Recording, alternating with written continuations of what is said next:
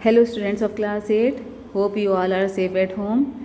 We were studying lesson number 4 Bipin Chaudhary's Lapse of Memory. So let's start the lesson. We left here. Now from fourth part. Getting off the train at Ranchi next morning, he realized at once that he had never been there before. He came out of the station, took a taxi and drove around the town for a while. He realized that the streets around the town for a while. He realized that the streets, the buildings, the hotels, the bazaars, the Morabadi hill, with none of these had he the slightest acquaintance. Would a trip to the Hudro Falls help?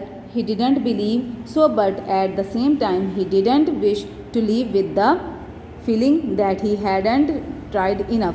So he arranged a car and left for Hudro in the afternoon.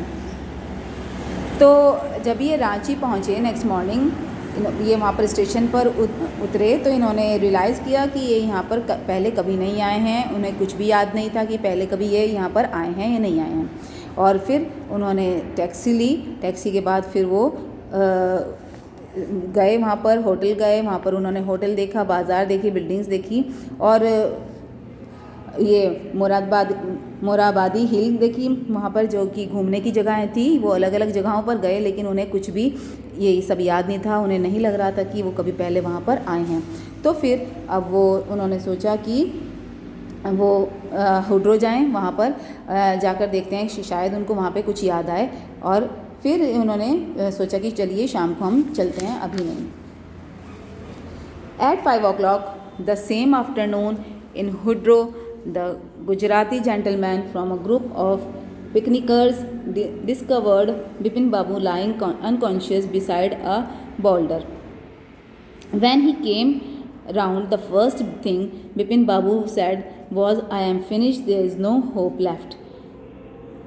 तो अब जब ये वहाँ पर पहुँच गए शाम में, उसी दिन 5 o'clock पर जो ये हुड्रो पहुँचे, शाम के जो 5 बज रहे थे जब ये वहाँ पर पहुँचे तो उन्होंने वहाँ जाकर देखा तो अब इन्हें फिर भी वहाँ पे कुछ भी याद नहीं आया. और वो अब थोड़े से अनकॉन्शियस हो रहे थे. उन्हें ऐसा लग रहा था जैसे कि वो बेहोश हो रहे हैं. उनको कुछ भी समझ में नहीं आ रहा था और वो सोचने लगे, कहने लगे कि अब मैं ख़त्म हो चुका हूँ और अब कोई उम्मीद नहीं बची है, क्योंकि वो सभी जगह घूम चुके थे. उन्हें कोई भी जगह ऐसी याद नहीं आई थी जो उन्होंने कभी पहले देखी हो. Next morning Bipin Babu was back in Calcutta. He realized that there was truly no hope for him. Soon he would lose everything. His will to work, his confidence, his ability, his balance of mind. Was he going to end up in the xylem at Bipin Babu couldn't think anymore. Back home, he rang up Dr. Chanda and asked him to come over. Then after a shower he got into bed with an ice bag clamped on his head. Just then the servant brought him a letter which someone had left in the letter box. तो अब जो शाम ये वापस आ गए वहाँ से, उन्हें लगा कि कुछ भी उम्मीद नहीं बची है, कुछ भी नहीं लगता है कि वो उनके कुछ याद आएगा, वो सब कुछ भूल चुके हैं. तो नेक्स्ट मॉर्निंग वो वापस कैलकाटा आ गए. वहाँ पर आकर अब वो यही सोच रहे थे कि अब कोई उम्मीद नहीं बची है. उन्हें कुछ भी याद नहीं आया था. उन्हें ऐसा लग रहा था कि आहिस्ता आहिस्ता वो धीरे धीरे सभी कुछ भूलते चले जाएंगे. उनका जो है दिमाग ख़राब हो जाएगा और अब वो उन्हें ज़ाइलम जाना पड़ेगा, जहाँ पर जो है ज़ाइलम वो जगह होती है जहाँ पर जो पागल हो जाते हैं उन लोगों का ट्रीटमेंट किया जाता है. तो अब वो ये लग रहा था कि वहीं पे ही अब उन्हें जाना पड़ेगा और कोई उम्मीद नहीं बची है. और उनका जो थी अब सब जो उनका सर में इतना दर्द हो रहा था सोच कर कि अब क्या होगा, और वो बहुत परेशान थे. वो अब थक चुके थे इन सब को सोच कर. तो अब उन्होंने फिर डॉक्टर चंदा जो जिन्होंने ये सजेस्ट किया था कि वहाँ पर जाओ, जाकर देखो और फिर शायद तुम्हें उन जगहों को देखकर कुछ याद आ जाए. तो उन्होंने वापस उनको कॉल किया और उन्होंने उनको वहीं पर बुलाया. और उसके बाद वो नहाने के बाद फिर वो बेड में लेट गए. उन्होंने उनके सर में बहुत दर्द हो रहा था. आइस बैग उन्होंने अपने सर पर रखा. जब वो वहीं पर बेड में लेटे हुए थे तो एक सर्वेंट आया, उसके हाथ में एक लेटर था जो कि कोई वहाँ लेटर बॉक्स, उनके घर पे जो लेटर बॉक्स था वहाँ पर वो कोई छोड़कर चला गया था। A greenish envelope with his name in red ink on it. तो वो ग्रीनिश एनवलप था, ग्रीन कलर का एनवलप था और उस पर रेड इंक से लिखा हुआ था। Above the name it sad urgent and confidential. In spite of his condition, Bipin Babu had a feeling that he ought to go through the letter. He tore open the envelope and took out the letter. This is what he read. तो अब उन्होंने जब servant उनको वो letter देकर गया तो उस पर उन्होंने देखा लिखा हुआ था अर्जेंट एंड कॉन्फिडेंशियल, ये बहुत ज़रूरी है।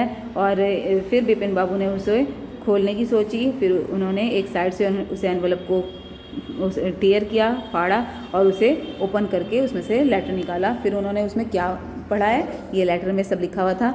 Dear Bipin, I had no idea that affluence would bring about the kind of change in you that it has done. Was it so difficult for you to help out an old friend down on his luck? I have no money, so my resources are limited. What I have is imagination, a part of which I used in retribution of your unfeeling behavior. Well, you will be all right again now. A novel I have written is being considered by a publisher. If he likes it enough, it will see me through the next few months. तो फिर यहाँ पर लिखा हुआ है किसने ये भेजा था लेटर, योर्स चुन्नी लाल। तो ये लेटर जो था बिपिन के लिए था और ये चुन्नी लाल ने दिया था। उन्होंने कहा था कि ये जो सब था मैंने तुम्हें चेंज करने के लिए किया था, तुम्हारा जो बिहेवियर था वो मेरे लिए बहुत गलत हो गया था और ये सब मैंने जो किया है, मेरे पास जो पैसा था वो ख़त्म था, मेरे पास कोई पैसा नहीं था और मैं तुम्हारे लिए पास हेल्प के लिए आ रहा था, लेकिन अब तुम ठीक हो जाओगे। अब मैंने एक नावल लिखा है जो मैंने पब्लिशर को दिया है, अगर वो उसको पसंद आया और उसने उसको छाप दिया तो मैं अब उसी नावल के थ्रू कुछ ही मंथ्स में फिर ऐसे ही दोबारा से सब मैं मशहूर हो जाऊंगा। When Dr. Chanda came, Bipin Babu said, I am fine. It all came back as soon as I got off the train at Ranchi. A unique case, said Dr. Chanda. I shall certainly write about it in the medical journal. And this reason why I sent for you, said Bipin Babu, is that I have a pain in the hip from a fall I had in Ranchi. If you could prescribe a painkiller. और फिर उसमें आगे ये भी लिखा था कि जो आदमी तुम्हें नए बाज़ार में मिला था वो मेरा पड़ोसी था, वो एक कलाकार है, मेरे लिखे नाटक में भाग ले रहा था। मैंने उसे लिखा था, दिनेश मुखर्जी कभी भी तुमसे ज़्यादा नज़दीक नहीं था, इसलिए वो भी मेरी मदद के लिए मान गया। तुम्हारे घुटने पर निशान की जहाँ तक बात है वो तुम्हारे ज़रूर याद होगा कि 39 में चांदपाल घाट पर रस्सी से तुम्हें यह चोट लगी थी। तो फिर अब ये उसके बाद उन्होंने जब डॉक्टर चंदा वहाँ पर आ गए, उन्होंने कहा कि मैं बिल्कुल ठीक हूँ और मैं जो हूँ मैं जब रांची पहुँचा तो मेरे सब कुछ याद आ गया था। तो डॉक्टर चंदा ने कहा कि ये एक यूनिक केस है, ये एक अलग सा ही केस है और जो मेडिकल जर्नल मैं इसे मेडिकल जर्नल में लिखूँगा।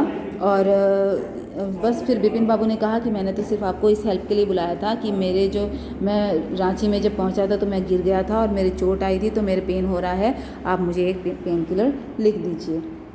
सो this lesson is over here. Okay students, thank you, take care and complete your work on time.